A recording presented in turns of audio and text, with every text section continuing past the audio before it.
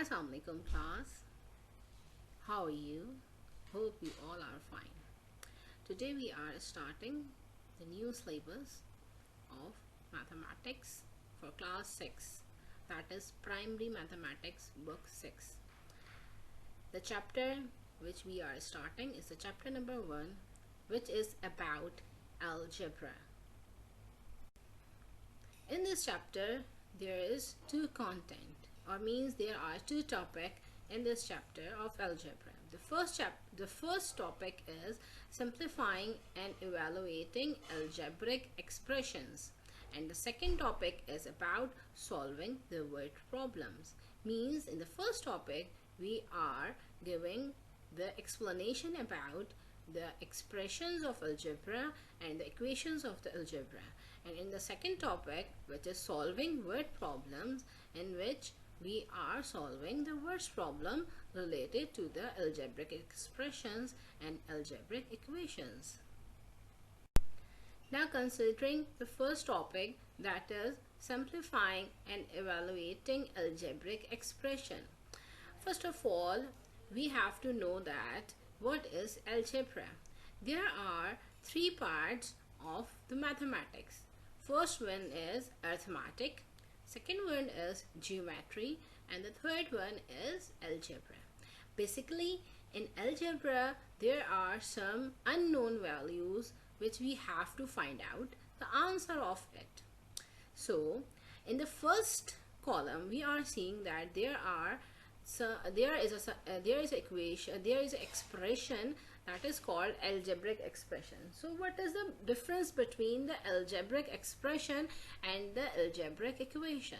In the algebraic expression we have a number with a variable and a constant. We have a coefficient, we have a variable, that is any alphabet which is unknown, and the constant. And in the equation we have these algebraic expression with the sign of is equals to, like x square plus 6x plus 9 is equals to 0. The thing which is differ between the algebraic expression and algebraic equation is the sign of equals to. When we are balancing the two things, it is called the equation. And when we are just writing something in the algebraic form, it is called algebraic expressions. Hope you understand it.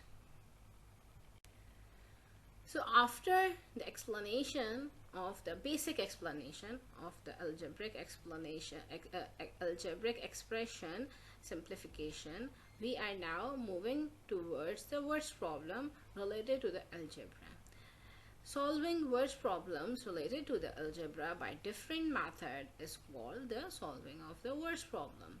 So in our book number 6, new edition, page number 9, question number 1, there is an example question which gives you the brief description about the solving of words problem, which is coming also in the next slide. So here is the example question of the word problem, which is also given in your book number 6, page number 9, question number 1. You have to open your book simultaneously and read from there, because that gives you more brief explanation and more brief view. So first of all, I read the question and then explain it. The question number 1 is, Priya bought 3 similar t-shirts at $M each, and a pair of shoes that cost $20 more than a t-shirt. It means Priya ने 3 similar t-shirts buy की $M में 1, each means 1. Okay, so and a pair of shoes that cost $20 more than a t-shirt, और उसने जो pair of shoes purchase किए उनकी price $20 मोर, यानी जितने की भी आपकी टी शर्ट है उससे $20 ज़्यादा के थे आपके शूज़. ठीक है. Now in this question we don't know the actual amount of the three similar t-shirt. They are giving us the variable, that is m. It means it is an algebraic question. So the first thing, or the first part A, which they are asking about by us, is find the amount of money Priya spent in term of M. यानी प्रिया ने कितने पैसे खर्च किए in terms of M. अब उन्होंने ये नहीं कहा हमें कि सिर्फ हमने टी शर्ट का बताना है या हमने सिर्फ शूज़ का बताना है, उन्होंने टोटल कहा है. ठीक है. And in the second part they are saying each T shirt cost $. अगर वो टी शर्ट की अमाउंट हमें बता देते हैं, each T shirt cost 8, how much did Priya spend. तो अब बताएं कि प्रिया ने कितने पैसे या कितने अमाउंट स्पेंड किया होगा. Now we are starting by the first part, that is A, find the amount of money Priya spent in term of M. So as we know that the cost of 3 t-shirt is equals to $M multiplied by 3, because $M is the cost of 1 t-shirt. So if you want to find out the actual amount of 3 t-shirts, we have to multiply it by 3. So we got the answer, that is $3M. Cost of pair of shoes. Now we are finding out the cost of the pair of shoes. They are saying the cost of the pair of shoes is $20 more than a t-shirt. अब इसको हमने एक algebraic expression की form में लिखना है. $M plus $20 means जो shoes हैं वो $20 के अंदर जब हम $M को ऐड करेंगे तो हमारे पास पेयर ऑफ शूज़ की प्राइस आ जाएगी. ठीक है. So Priya spend $3 on T shirts plus $M plus $20 on shoes. So if we are adding all these, so we got $4M plus 20 means Priya spent on shoes and on 3 t-shirts all together in a form of term M is $4M plus 20. Now in the second part they are asking each t-shirt cost $8. How much did Priya spend? अगर एक T shirt की cost $8 है, you have to consider एक T shirt की each. एक T shirt की cost $8 है, तो उसने अब बताएंगे टोटल कितना स्पेंड किया होगा. Now as we know that the one T shirt cost is equals to $M. So it is mean that M is equals to 8. We have to put the value of M is 8. Okay. Now there is an equation that is $4M plus 20. We have to write 8 instead of M.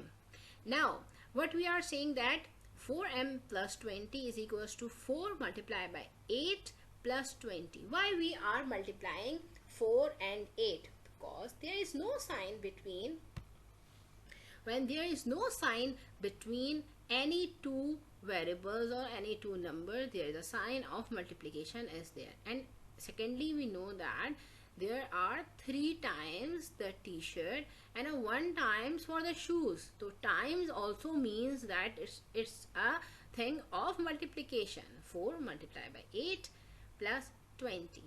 The answer is 4 multiplied by 8 is equals to 32 plus 20. When we add 32 plus 20, the answer is 52. So Priya spent $52 on 3 t-shirts and a pair of shoes. Hope you understand it. If you are having any problem, so don't you worry, we are explaining each topic in a brief way in next PowerPoint presentation, inshallah. Okay, algebraic expressions. I'm going to teach you everything you need to know as an algebra student or whatever math level you're taking. I'm going to teach you all the fundamental things about algebraic expressions, and it's pretty simple. So Well, that's just ahead. Before we get started, if you're new to my YouTube channel, I literally have hundreds of videos that I think you'll find very helpful. So I hope you consider becoming a subscriber. And if you're looking for, additional really comprehensive step-by-step instruction, I have a Math Academy. I'll leave a link in the description in the video if you're interested in checking out my courses. But with that being said, let's get into algebraic expressions. So let's take a look at what this means, and let's do this by looking at the two root words here. So one is algebra, right? And the other one here is expressions. So what does this mean? Well, let's start with the expression part first. So something like this is an example of an expression. I'm just kind of writing a few things down here. Let's see, maybe something like this. Okay, these two things are examples of expressions in mathematics. Okay, notice I said mathematics and not algebra. Let's just keep it kind of general expressions. Now, why are they expressions? Because they're expressing something. Okay, basically they're just making a statement. It's just some numbers and some operations. Now, this is in contrast to things that are different. Okay, what if I have an equal sign, and let's put another number over here, let's say 20. Now this right here is an equation. So if I have this, I would refer to this as an equation, and because it has a variable, this could be an algebraic equation. We want to kind of give it a little bit more description. So in mathematics, we have expressions and we have equations, and we also have things like inequalities. Okay, so if you have something with the inequality symbol, that you would refer to that as an inequality, not an equation or an expression. With an equal sign, okay, that's an equation, not an expression. And then if you just have something all by itself, like so, these are just expressions, okay? Now, of course, I'm going to be getting into what an algebraic expression is, but let's first just start with a numeric expression. So we have algebraic expressions and we have numeric expressions. So right here, this is an example of a numeric expression. Why? Because it just involves numbers. Okay. As soon as you have a variable thrown into the mix, you have an algebraic expression. So this is a very basic definition of what an algebraic expression is. But let's look at another numeric expression. Okay. I'm just going to make something up here. So this right here we refer to as a numeric expression. And in order to simplify this numeric expression, we need what? The order of operations, correct? So all this ties in. So I can give you a problem. I say simplify the numeric expressions. You say, oh, okay, I have to do all these calculations, so I'm going to use the order of operations. So pretty much kind of, the same approach when we're talking about algebra, but there are going to be some things that are specific to algebra and algebra fundamentals, and I'm going to get into that next. Okay, so first things first, I wanted you to understand what the word expressions are in mathematics in general. Okay, so we have numeric expressions and we have algebraic expressions. Okay, now let's go ahead and take this a step further in our algebraic expressions. So let's take something like this. Just making things up here. All right, so oftentimes when you're just starting to learn algebra, you're given algebraic expressions, and what your teacher wants you to know is how to simplify algebraic expressions. So this is one of the things that you're going to be asked to do. So to simplify an algebraic expression, what you want to look for are combining things that are alike. Okay, so things that are like. So what are like items in an algebraic expression? Well, we can combine numbers, right? So numbers you can always add up, right? And then we have these items here, these variable components to our expressions. So each one of these guys here is called a term. Okay, so when we're looking at algebraic expression, the things that have variables, we refer to them as terms. So a term, let's take a look at this term here, 2x, has a couple different components to it. One, it has a variable, okay, and then the number in front of the variable is referred to as a coefficient, okay? So this term here, 2x, has a coefficient of 2 and its variable is x, okay? This term here, 5x, has a coefficient of 5 and its variable is x. So what we're looking to do in algebraic expressions is to simplify them, okay? We want to make them as simple as possible. So what we're going to do is combine numbers. So we're going to add these guys up here in a second, and then we're going to see if we can combine these two terms, okay? We can combine two terms if they're like, all right? So we have to ask ourselves, are these like terms, okay? Well, here's the key. Here's how you know if two terms are like. Their variable parts, okay, have to be exactly the same. Okay, so for example, well, let me just say this much. In this case here, they both have exactly an x, so we can combine them. So we're going to do that here in a second. But let's take a look at something. If I have 2x and 5x, these are like terms because they have exactly the variable x. Okay, but what if I have 2x and 5x squared? Okay, now they're pretty close, but this is an x squared, this is an x. So these are not like terms, okay, and these are, okay, these are like terms, okay. Now, the variable components can be much more complicated. So we can have, like, say, 2xyz and 5xyz. So their variable terms here, these parts are exactly the same, so we can combine them, okay? As soon as one of these are a little bit off, let's say this is z squared, now they're different, now they're not like, okay? So one of the big things you need to understand about algebraic expressions is this understanding of terms, and to know if terms are like or not like, okay?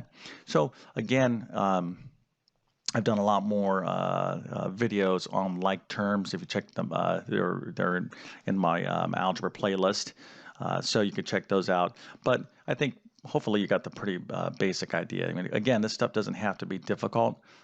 So let's get to this problem here. All right, now let me erase this so we're not too cluttered. All right, so again, when we're talking about algebraic expressions, one of the most common things you're going to be asked to do is to simplify them. So we're going to look to see if we can combine the components that make up the expression. So what's going to make up an algebraic expression are going to be variable terms, right? And numbers. And these numbers can be fractions, they can be integers, positive, negative, decimals, doesn't make a difference, right? Now, if an expression, again, doesn't have any variables, we're just talking about a numeric expression, not an algebraic expression. So now let's go ahead and combine these like terms. So 2x and 5x, let's go ahead and combine these guys. Because they're like, the variables are exactly the same, all we have to do is add the coefficients. So 2 and 5 is 7.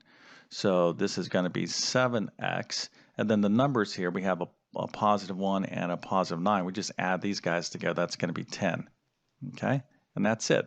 So this is our answer, all right? So if you were to take this and simplify it, our answer is 7x plus 10, all right? So this is what this is equal to, all right? Now that you're saying, well, this is an equation. Well, I'm just stating this is equal to this, but you wouldn't be given this as a problem. You would be told, you know, through your directions or teachers, to simplify this algebraic expression. So real basic understanding on what that is. Okay.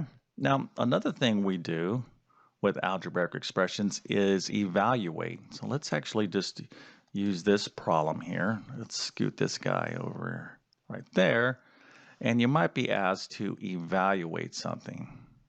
Evaluate. So what does that mean?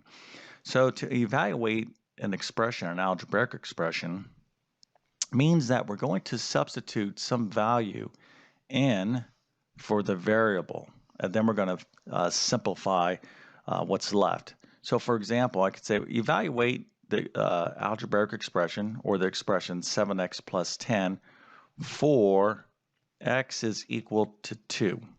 Okay, so what does that mean? Well, it means to replace the x, okay, the variable, and you might have multiple variables here, but so whatever variables you're going to be given values for, you're going to replace that variables with the actual value given. So in this case, I want to know what this is equal to when x is equal to 2. So we're going to just substitute this x for 2. Now, I want to stress something here. Let me write this out. Then I'm going to stress something that's critical, critical, critical. So I need you to pay attention. All right, so I'm going to put a big flag here. Pay attention to what I'm going to say. And hopefully you've already been paying attention, but this is extremely important. When you substitute a number in for a variable, you always, always, always use parentheses around that number or that value. So for example, notice I put the 2 inside parentheses here, okay? Don't do this if it's 7x plus 10 and x is equal to 2, and you're going to substitute that in. So many students, they do this, so 7 times 2 plus 10. That gets you in big trouble in math, okay? You must use parentheses, okay? Just take it from me. I've been doing this for many years, including decades, okay? And you can see where students mess up. You don't want to do that. Get in the habit of using parentheses. Now, once you've done that, we need to then simplify this remaining numeric expression, and we just use the order of operations. So it's really important that you understand the order of operations when you're dealing with these expressions, okay? Because oftentimes you'll be asked to evaluate an algebraic expression, turning it into a numeric expression, and then you're going to have to use your arithmetic skills, your knowledge of fractions, positive, negative numbers, order of operations, etc., to simplify this down. Now, this is extremely easy problem to do. It's very basic, right? So 7 times 2, I'm going to do multiplication before addition. This is going to be what, 14 plus 10, so my answer is 24, so I'm done. But, you know, these problems can get much more sophisticated, if you will, you know, more variables where they're asking you to evaluate fractions and decimals. So you have to practice this stuff, but it's, you know, what I find with students is if you don't understand the basic idea behind the concept, then you're going to, you know, likely struggle. So hopefully in this video, you know, we broke down what an algebraic expression is, how that differs from a numeric expression, and what we typically do with them. Okay, remember, the first thing we typically do with algebraic expressions is to simplify them, and the second thing that you may be asked to do is to evaluate an expression. All right, definitely key core concepts you have to master in basic algebra. All right, let's go ahead and wrap up this video. So again, I hope you become a subscriber. You know, I definitely love to teach, and I would enjoy having you as a student. If you do subscribe, make sure you hit that bell notification. And if you, you know, like this video, a thumbs up won't hurt as well. And leave me some feedback. Let me know how I'm doing. It gives me a sense of how to improve, and gives me ideas on what I can do, what other topics I can teach to help you out. Again, if you like my teaching style, and you really want to learn, you know, with my comprehensive courses, which I really get into all this in a much more formal and detailed way, I'll leave a link in the description of this video, and I have various courses that you can take from me, middle school, high school level mathematics, test prep, etc. But with that being said, hope you learned something about algebraic expressions, and thank you for your time, and have a great day.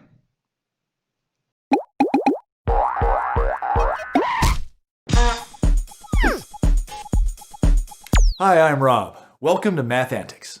In our last algebra video, we learned that algebra involves equations that have variables or unknown values in them. And we learned that solving an equation means figuring out what those unknown values are. In this video, we're going to learn how to solve some very simple algebraic equations that just involve addition and subtraction.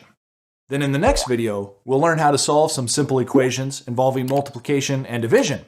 Are you ready? I thought so. Okay, so if you've got an equation that has an unknown value in it, then the key strategy for solving it is to rearrange the equation until you have the unknown value all by itself on one side of the equal sign and all of the known numbers on the other side of the equal sign.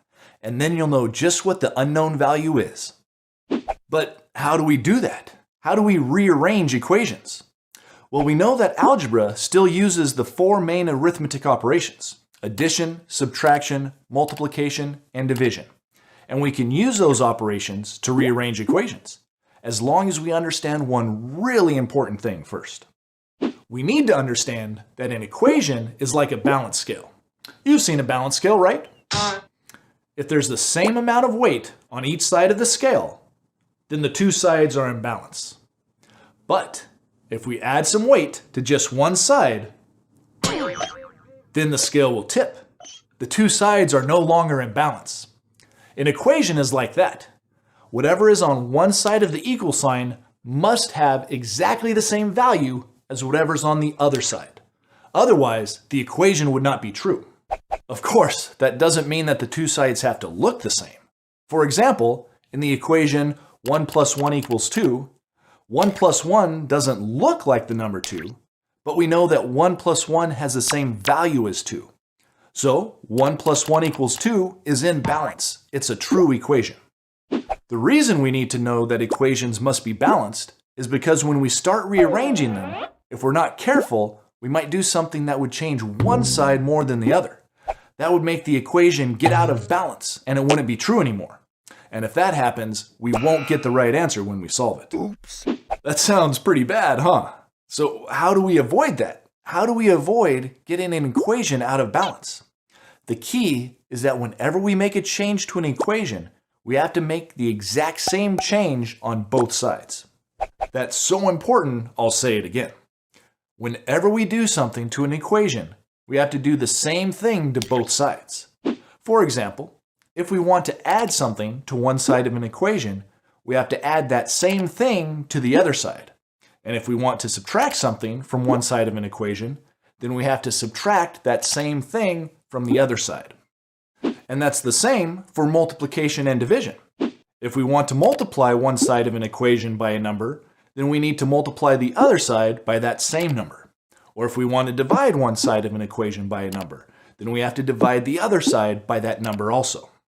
As long as you always do the same thing to both sides of an equation, it will stay in balance, and your equation will still be true. Alright, like I said, in this video, we're just going to focus on equations involving addition and subtraction.